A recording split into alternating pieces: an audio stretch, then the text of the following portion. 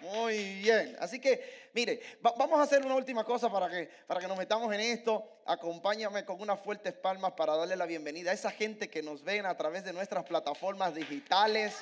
Sí, y le decimos, sean bienvenidos a esta su experiencia en casa. Una de las cosas que como iglesia nosotros hemos entendido es que Jesús no nos llamó para construir templos. Jesús nos llamó a ser discípulos.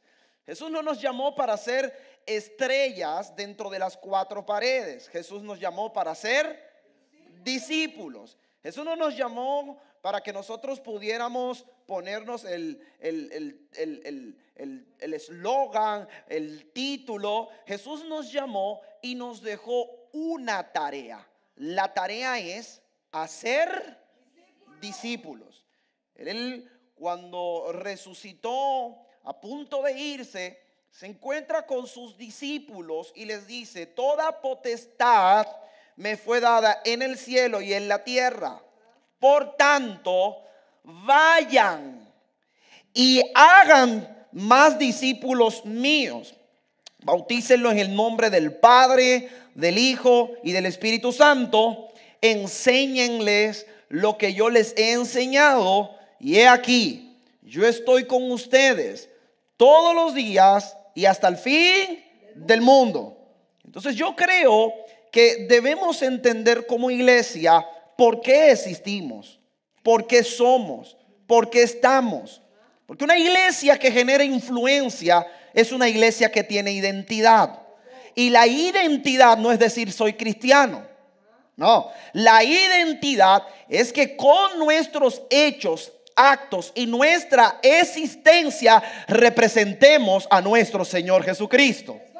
Cuando la gente en el siglo pasado, en la temporada que nuestro Señor Jesucristo estuvo caminando en la tierra, cuando la gente vio a sus discípulos, no tuvieron ninguna duda de saber que ellos estaban involucrados con ese hombre raro y extraño que había venido a traer una revolución.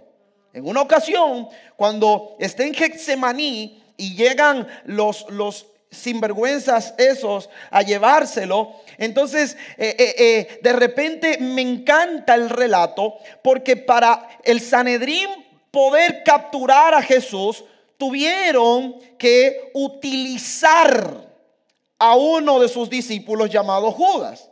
Y Judas en un momento les dijo: miren, al que yo le dé el beso, ese es. Y siempre me ha llamado mucho la atención. Ese fue el acuerdo que tuvieron. Si Judas hubiese besado a Pedro, ¿a quién se hubiesen llevado? Pero Jesús, todo el mundo lo conocía. La Biblia dice que su fama se extendía por toda la tierra. Él había hecho señales, milagros, prodigios. Él había estado caminando entre las multitudes. Había sanado a una mujer del flujo de sangre. Había sanado a un ciego que estaba en la orilla del camino. Había levantado a un paralítico que estaba esperando que alguien lo metiera en el estanque. ¿Cómo es posible que necesitaba ahora que alguien le indicara quién él era? Y yo creo, señores, que esto tiene una respuesta. Es que Jesús dentro de sus discípulos se confundía. Entonces es complicado, es fácil identificar a uno. Pero ¿cómo sabemos quién es el jefe cuando los otros 11 también tienen la misma característica? ¿Cómo? Entonces se lo llevan. Fíjate en el relato, se lo llevan, y cuando dice que Pedro estaba a lo lejos mirando, y automáticamente aparece una mujer y le dice: tú eres como él. ¿Sí? O sea, ya tienen a Jesús porque ya Judas dijo quién era. Pero ahora, si tienen a Jesús, entonces este tenía que pasar desapercibido.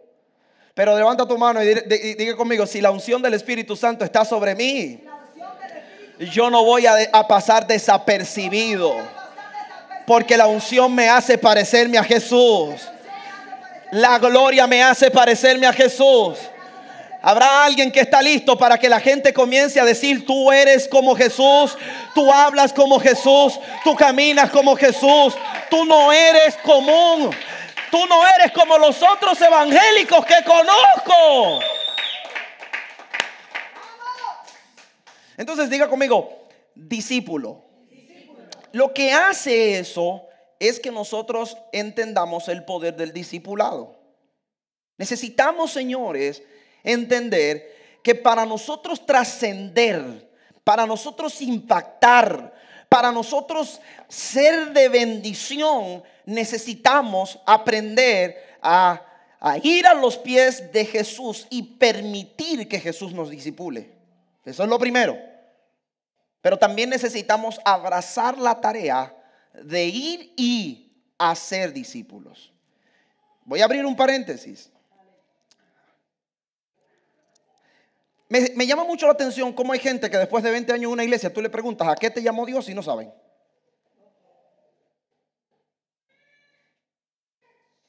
Diga conmigo: en mi iglesia eso no pasa. ¿No le llama la atención? 20 años. Parece ser que somos la única organización en el mundo donde la gente crece sin saber en lo que se va a convertir. Nuestros padres, desde que tenemos el uso del raciocinio, comienzan a preguntarnos qué queremos ser de mayores. Otros comienzan a decirnos: de mayor tú vas a ser. Así que cuando llegamos un poquito a la edad de la adolescencia, de la juventud, entramos en ciertos conflictos, pero no es porque nosotros no sabemos qué queremos ser, es porque de repente tenemos varias cosas. Pues mi papá me dijo que quería ser doctor, pero a mí me gusta ser policía. Entonces, ahora lo que hay que ver, ¿y tú qué vas a hacer? Yo la verdad me sorprendo mucho cuando veo jóvenes y le pregunto: ¿y qué tú vas a hacer? ¿Qué quieres en la vida? Pues no lo sé. Entonces, dentro de nuestras iglesias pasa eso. Y yo creo que eso es un error. Porque Jesús dejó su palabra y en su palabra dejó muy bien establecido a qué nos íbamos a dedicar desde el día en que lo recibimos hasta el último día de nuestras vidas. No hay otra tarea. Él nos llamó, Él nos salvó, Él nos restauró para ir y hacer discípulos, para ir y enseñarle a las personas todo lo que Él nos ha enseñado. Y como la consecuencia, entonces viene la unción: yo estaré con ustedes todos los días y hasta el fin del mundo. Mateo capítulo 28. Sobre eso estoy hablando ahí. Segunda de Corintios capítulo 5 verso 17. Ayúdame en pantalla. De modo que si alguno está en Cristo, ¿qué?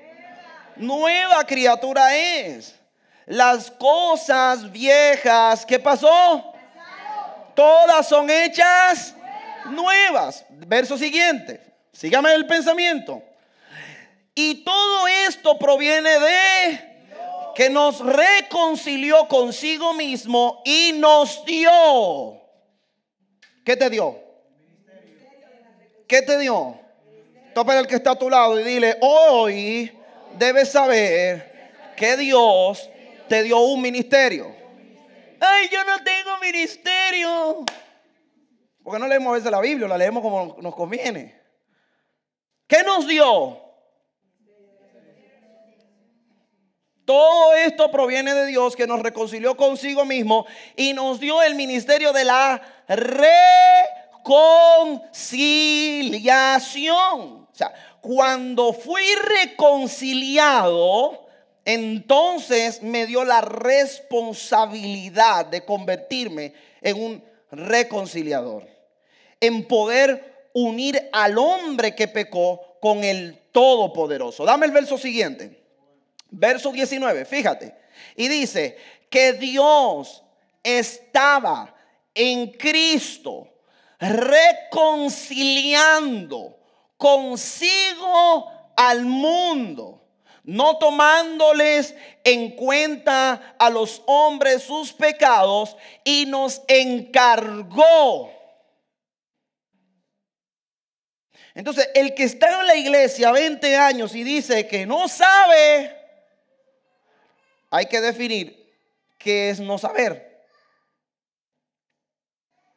¿Es que no sé porque no se me enseñó o porque no lo leí? ¿O es que no quiero saber porque no me gusta la responsabilidad? Entonces, una iglesia que crece, una iglesia que es poderosa, una iglesia que influencia, obligatoriamente tiene que tener una identidad. Y la identidad no la formamos nosotros. La identidad la forma el Espíritu Santo en nosotros. Que la gente llega a nuestra comunidad tristes, rotos, deprimidos, oprimidos, pero aquí se encuentran con el amor, con la paz, con la unción, con la restauración, con la reconciliación, con el que está dispuesto a ir una milla más si es necesario para sacarte de la situación en la que estás viviendo. Cuando la gente llega, se encuentra con una iglesia que no tiene que orar para poder ir y rescatar al que está perdido. Que una iglesia que no tiene que esperar que baje un ángel y le diga: mira, esta persona está necesitada. No, una iglesia que tiene la identidad de Cristo es una iglesia proactiva. Es una iglesia que entiende cuáles son los beneficios o cuáles son las inquietudes del reino de Dios, cuáles son los intereses de Dios sobre la tierra. El interés de Dios sobre la tierra, sobre tu vida, sobre mi vida, no es casa, no es carro, no es negocio, es gente, es salvar gente, es alcanzar al perdido, es hacer milagros, es hacer maravilla, es hacer prodigio. Pero tiene que haber una iglesia que le diga al Espíritu Santo: yo estoy dispuesto a pagar el precio para que esta nación pueda conocer el nombre de nuestro Señor Jesucristo. Tiene que haber una iglesia que deje las ñoñerías, que deje los intereses personales y que comience a ver el interés de Dios. Después de Dios, lo más importante son las personas. Nosotros vamos a dar nuestra vida por las personas, por una sencilla razón: porque ese es el interés de Dios. Ese es el interés.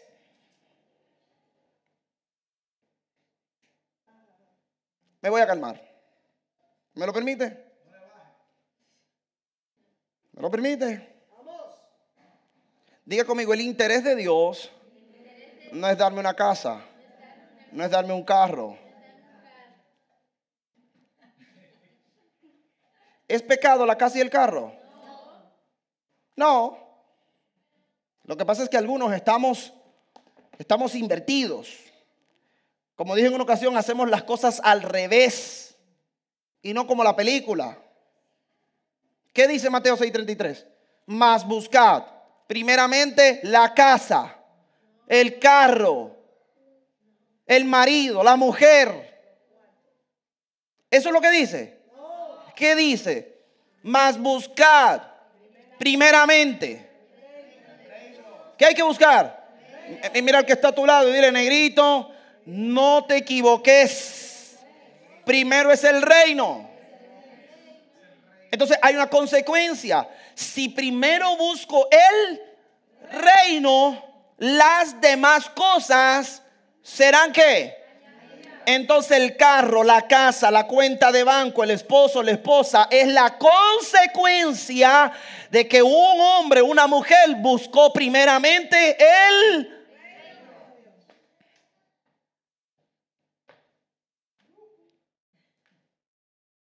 reino y la justicia del reino. El reino consiste en salvación. Consiste en arrepentimiento y fe. La justicia del reino consiste en hacer libre a todo el que está siendo oprimido por el poder del diablo. Pero algunos estamos concentrados más en la consecuencia, en la añadidura, que en el reino. Y cuando mi interés está puesto en la añadidura, entonces es normal que el trabajo vaya primero, que mis ocupaciones vayan primero.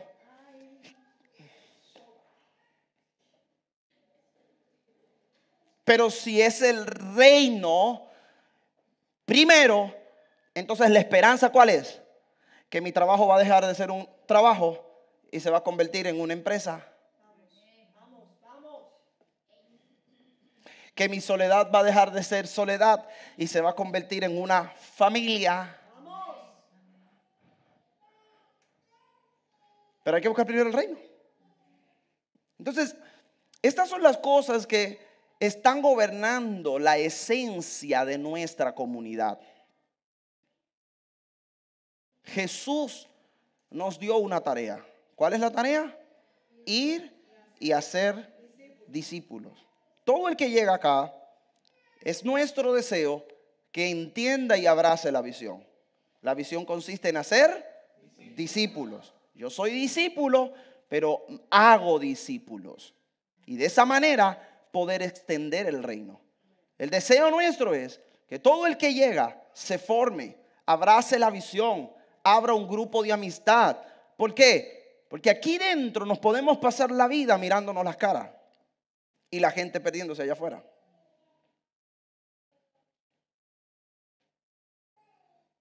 Y yo creo que Dios no le da multiplicación a una iglesia que no aprende a amar al perdido. No se la da. ¿Cómo nosotros le decimos a Dios que amamos al perdido?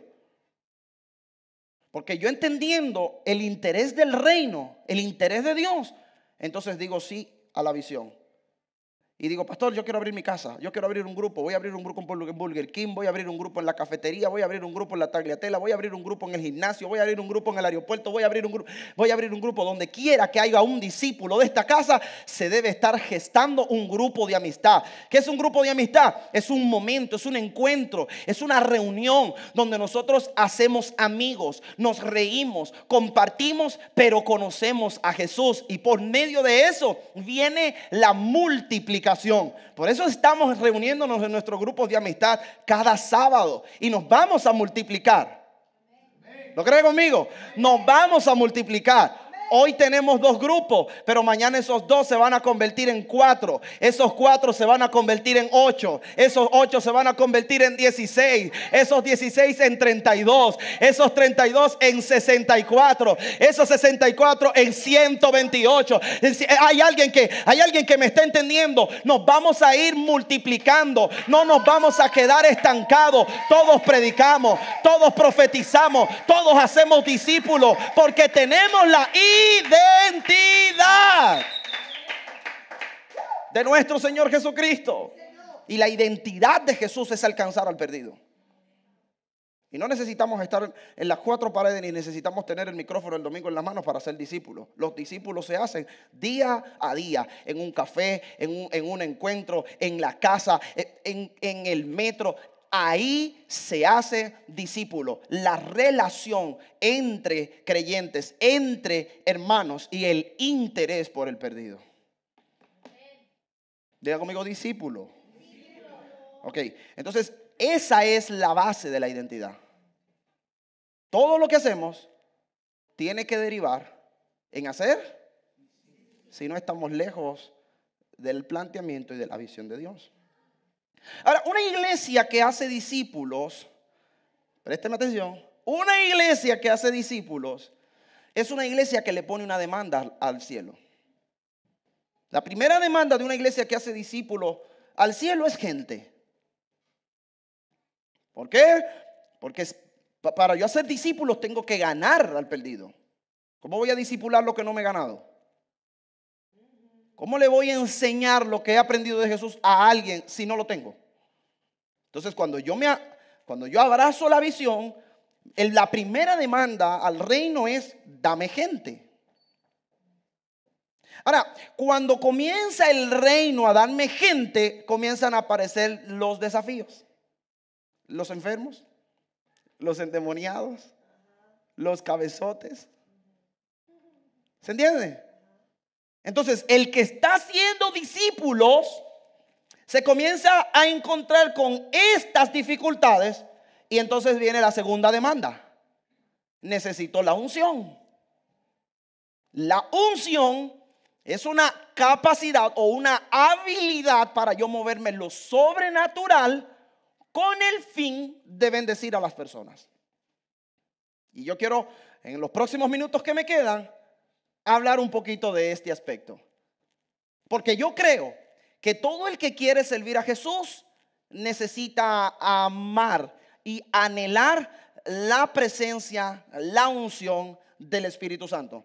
Sin el Espíritu Santo no podemos hacer libre al que está cautivo. La Biblia dice, el Espíritu de Dios está sobre, y entonces me ungió para. Yo no le puedo dar buenas nuevas a un pobre. Yo no puedo libertar a un endemoniado. Yo no puedo sanar a un enfermo si el Espíritu de Dios no está sobre mí. Por eso en Hechos capítulo 1, Jesús al ascender le dijo a sus discípulos, no salgan de Jerusalén hasta que no sean investidos del poder de lo alto. Porque es la unción del Espíritu Santo que nos permite ser testigos del poder de Dios. Diga conmigo, habrán señales y prodigios. Topa al que está a tu lado y dile, habrán señales y prodigios. Entonces, mire hacia dónde quiero ir para enfocar este aterrizaje. Hace unos días, mientras escuchaba a alguien ministrar, me hizo recordar que hay cosas, señores, que uno aprende, pero que con el tiempo se olvidan. Y por eso es importante que nosotros aprendamos a recordar. Y todo discipulador debe aprender a repetir. ¿Sí? Lo que se repite se aprende. ¿De acuerdo? Entonces es importante que nosotros aprendamos el valor de cosas que aprendemos, recordarlas, pero también repetirlas. Bueno, y yo creo que una de esas cosas, señores, que hemos olvidado es que Dios tiene más deseo en brillar sobre ti y sobre mí que el deseo que tenemos nosotros de que Dios brille en nuestras vidas. Mire conmigo, Isaías 60, verso 1 al 3. Voy a leer en TLA. ¿Me sigue el pensamiento? Diga conmigo, habrán señales. Isaías dijo, habitantes de Jerusalén. Ahí podemos hacerle un cambio, ¿verdad? Podemos ponerle ahí, discípulos de paz y amor. ¿Sí, verdad? Bien, ok, dice, ustedes están llenos del esplendor, porque la gloria de Dios brilla sobre ustedes. Diga conmigo, la gloria de Dios brilla sobre mí. Ok, dice, una noche oscura envuelve a las naciones, pero Dios hará brillar su luz. Y así los reyes del mundo verán. Diga conmigo, verán. Ok, una de esas cosas, señores, que mientras escuchaba a esta persona predicar, recordaba, es que la gloria de Dios se ve. ¿No te pasó que hay gente que te conoce 20 años y un día comienzas a buscar al Señor y comienzas a meterte en la unción y en el fuego, y de repente esa gente que te conoce por 20 años dice, algo ha cambiado en ti? ¿No te ha pasado? Este otro pensamiento es el pensamiento más común para los orgullosos religiosos. Es que, pastor, llegué el otro día en medio de mis amigos y había una persona ahí que no me conocía y de repente me dijo, tú eres cristiano. ¿Cómo se siente el orgullo? Dice, oh, por Dios. Yo sé lo que es eso. Yo he estado reparando un aire acondicionado y llega alguien y dice, oye, pero tú como que eres pastor, tienes como cara de pastor. Y uno se siente como, oh, huelo a la unción del Espíritu Santo. Gracias a Dios que Dios no siempre nos toma en cuenta esos pecados, ¿verdad?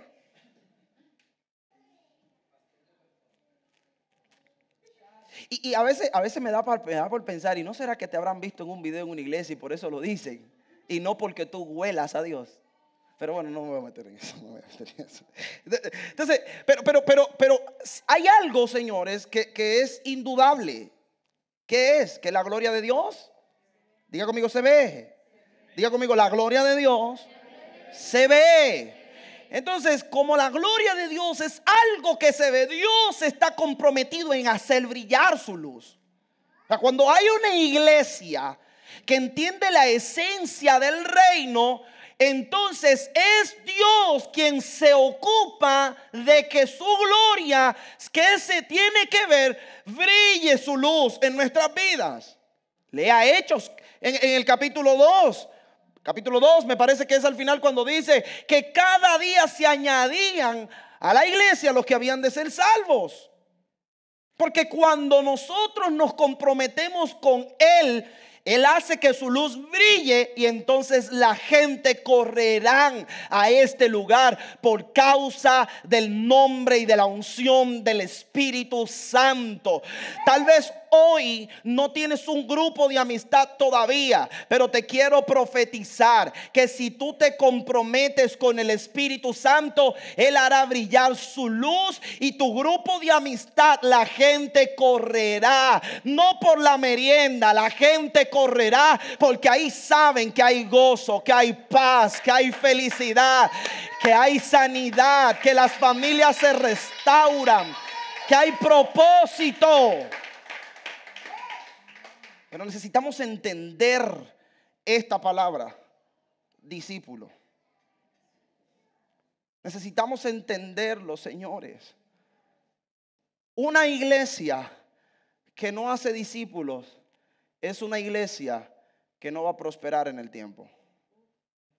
Y el sábado voy a dar la segunda parte, porque el discipulado es la llave para que permanezca la unción. Llegue el sábado, llegue el sábado, llegue el sábado. Entonces, para poder plantear el cierre acá, mire esto. Creo que entonces como iglesia tenemos la habilidad de movernos en la unción. ¿Sí?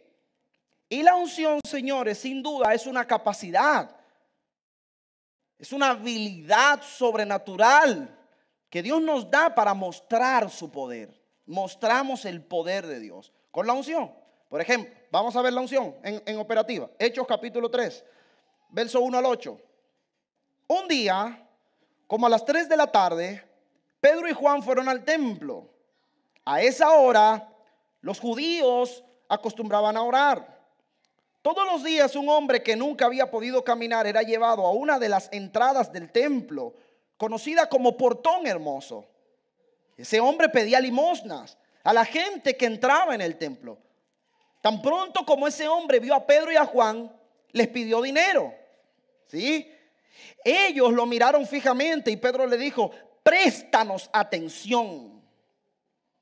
Aquel hombre lo miró atentamente pensando que iba a darle algo. Sin embargo, Pedro le dijo: no tengo oro ni plata. No tengo oro ni plata, pero te voy a dar lo que sí tengo. ¿Lo ve?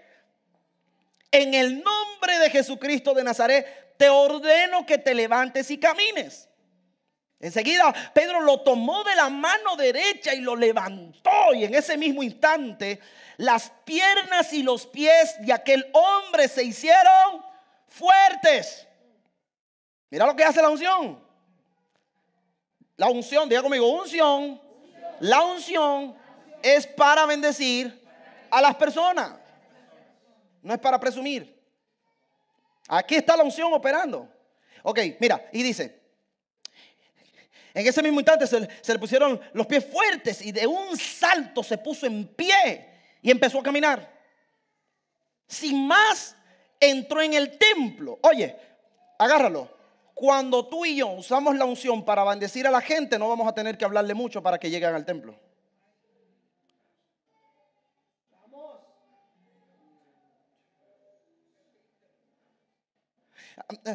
Ayer me preguntaba una persona que tiene una situación: Pastor, ¿cómo hago para convencer a un familiar que está perdido ahí en una doctrina rara que se ha metido en este siglo XXI? Y mi respuesta, porque yo puedo argumentar muchas cosas, pero yo he aprendido que no hay mejor evidencia para invitar a la gente a que crea en Jesús que mostrarle el poder de Dios. Y mi respuesta fue, vaya y muéstrele el poder de Dios. Porque para teólogos hay 1 millón en YouTube. 1 millón. Yo a veces me sorprendo cuando entro a las redes sociales y veo a la gente, incluso a mis hijos, publican predicadores de todo tipo en sus redes sociales. Nunca he visto el video del pastor ahí predicando. No es que esté celoso, pero me llama la atención.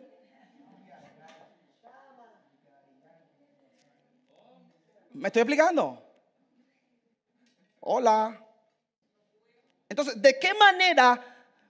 Oye, diga conmigo, habrán señales. Mira, nos van a conocer como una de las iglesias de las señales en esta ciudad. ¿Lo cree conmigo? Yo lo creo, no se preocupe. Después lo que no quiero que me diga, ay pastor, yo también quiero. Ahora te aguantas, porque no te metiste en la ola en el tiempo. Pero nos van a conocer como la iglesia de las señales. Porque óyeme, está en nuestro corazón el deseo de poder ser parte de una comunidad o de las iglesias que están ganando España para Cristo. Y la iglesia en España no se gana con teorías. No. Necesitamos levantarnos a creerle al Espíritu Santo por las señales, por los prodigios, por los milagros, por la sanidad, por la liberación, porque yo creo que esa es la manera en la que nosotros vamos a poder ganar a los que están perdidos. No vamos a tener que hablarle mucha teoría, no, vamos a llegar y le vamos a decir en el nombre de Jesús, de lo que tengo te doy, levántate y anda. Si tuvo 20 años sentado y ahora tú llegaste y oraste y se levantó, ¿tú crees que Él te va a pedir a ti evidencia de que Dios existe o de que Dios está muerto y de que Dios no te lo va a pedir, negro? Va a entrar como este tipo. Dice que entró en el templo sin más, en el templo, y se puso con Pedro y Juan caminando y saltando y alabando a Dios. Porque cuando hay una iglesia que se entiende la dimensión y el interés de Dios, entonces va a procurar las señales, y las señales hará que la gente deje de cuestionar y entre contenta, alabando, bendiciendo el nombre del Señor. Yo no sé lo que pasó, pero yo lo que sí sé es que era cojo de nacimiento, pero ahora puedo volver a caminar. ¿Usted quiere ser esa iglesia? Bueno, entonces verso 9, se me fue el tiempo. Verso 9, todos los que lo veían, diga conmigo, la gloria de Dios se ve. ¿Qué pasó? Todos los que lo veían. La gente no ve nuestra teoría. Yo solo sé que no caminaba y ahora camino. Eso la gente lo ve. El que está perdido en el pecado, sumergido en el pecado, no le importan la silla ni las luces.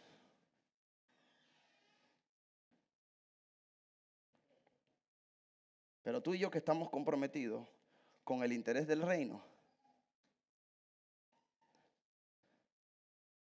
tú y yo que sabemos que Dios va a hacer brillar su luz en nosotros, nos vamos a comprometer con las necesidades y le vamos a decir al mundo, no tenemos plata, no tenemos oro, pero tenemos algo. ¿Sabes qué es? Al Espíritu Santo. Eso nos da la habilidad de movernos en lo sobrenatural. Entonces de eso te doy. Los cojos van a saltar, los ciegos van a ver, los sordos van a escuchar, el que está deprimido va a ser libre, el pobre va a prosperar. ¿Será que hay alguien que lo cree conmigo o no? No lo cree. ¿No está creyendo conmigo? Bueno, ¿sabe por dónde va a comenzar? Va a comenzar por ti, por tu casa. Va a comenzar por ti, por tu familia. Lo que el diablo ha estado oprimiéndote por causa de la gloria de Dios, señores, vas a comenzar a experimentar el cambio y la transformación. porque te voy a soltar la última para que oremos. Una cosa es la unción y otra cosa es la gloria. La unción, con la unción nosotros podemos mostrarle a Dios lo que hace un hombre que cree con el poder en favor de las personas. Pero la gloria no necesita que yo haga nada. La gloria hace la voluntad de Dios por sí sola. ¿Lo quiere ver conmigo? ¿Lo quiere ver conmigo? Escúchame, ¿lo quiere ver conmigo? Mira, Hechos capítulo 5, verso 12, dice. Porque yo quiero, y es mi oración, que más que la unción, que Dios nos permita experimentar esa gloria que se tiene que ver. Míralo. Por medio de los apóstoles, Dios seguía haciendo milagros y señales maravillosas entre la gente. Un detalle, no lo hacía por medio de cualquiera, lo hacía por medio de los apóstoles. Los apóstoles fueron la consecuencia de haber sido los discípulos de Jesús. Entonces, hay dimensiones en el espíritu que solo se conquistan después de haber sido discipulados, no antes. Pero eso es otro tema. Pero por medio de ellos. Ahora fíjate, dice, todos los días los seguidores de Jesús se reunían en el portón de Salomón. Verso 14. Cada día se agregaban al grupo más hombres y mujeres que creían en Jesús. La gente sacaba a los enfermos en camas y en camillas y los ponía en las calles por donde Pedro iba a pasar, con la esperanza de que por lo menos su sombra cayera sobre algunos y los sanara. Y dice, mucha gente de los pueblos cercanos a Jerusalén también llevaban enfermos y gente con espíritus malos, y todos eran ¿qué? Entonces en la primera le dijo, de lo que tengo te doy. En la segunda, con la sombra se sanaban. En el primero había una manifestación de la unción. En el segundo era la gloria de Dios haciendo los milagros, las señales y los prodigios. Hay otro caso ahí. Está Pablo y dice que tomaban las ropas de los enfermos y se la llevaban a Pablo.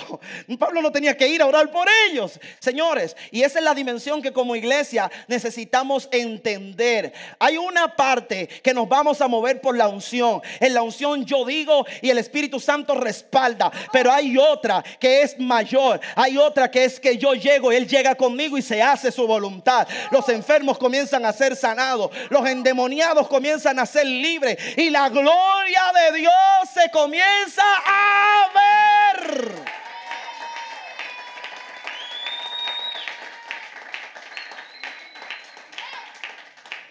Se comienza a ver. Levante su mano derecha y diga conmigo, la gloria de Dios se va a ver. Mira, estoy declarando que si tú te comprometes a buscar el reino de Dios y su justicia primero, hay puertas delante de ti que se van a abrir sin ni siquiera tú tocarlas. Hay cosas que Dios te va a comenzar a soltar sin ni siquiera tú haberlos pedido. Te va a sorprender el Espíritu de Dios, porque una cosa es la que pasa cuando yo hablo, pero otra cosa es la que pasa cuando yo lo honro a Él. Y yo creo que como iglesia vamos a dejar de hablar y vamos a entrar en la dimensión de una iglesia que lo honra, porque la iglesia que lo honra, el cielo la ve y le manda gente y manda señales y manda prodigios y manda sanidad y manda liberación. ¿Por qué? Porque hay honra, y si hay honra en el altar, entonces el cielo se va a mantener abierto y vamos a ver la gloria de Dios. No sé si lo puedes creer, pero yo lo creo, yo lo siento. Él va a mostrarnos su gloria. Vienen días Vienen días donde te vas a despertar mojado, empapado, y tú vas a decir: ¿qué es esto? No fue que te hiciste pis, no, es que la gloria se presentó y te llenó del aceite. Vas a ver tus manos y van a comenzar a brotar aceite. Va a comenzar a brotar esa gracia. Van a comenzar a aparecer señales.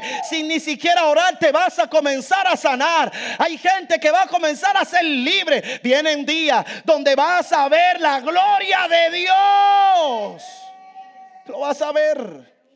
Lo vas a ver. Lo vas a ver. Lo vas a ver. Lo vas a ver. Va a ser común esos días donde vamos a estar orando, vamos a estar adorando sin que nadie lo diga. Va a comenzar a aparecer el polvo de oro, la escarcha, las manos van a brillar, todo tu rostro se va a comenzar a ver brillante. Van a comenzar a caer piedras preciosas. Hay cosas raras que van a comenzar a pasar por una sola razón: para que veamos que Dios está en ese lugar. Porque cuando su gloria está, se ve. Se ve. Se ve, se ve, se ve. Diga conmigo: con la unción muestro lo que puedo hacer con el poder de Dios. Diga conmigo: la gloria muestra lo que Dios puede hacer con un hombre o una mujer que le cree. Que le cree. Que le cree. ¿Cuántos hay aquí que le crean? ¿Cuántos hay aquí que le crean? ¿Me das tu mano? ¿Cuántos hay aquí que le crean? ¿Qué tal si pones la mano en tu corazón y le dices: Espíritu Santo, yo quiero ser de los que te creen, que tu gloria brille sobre mí? Más.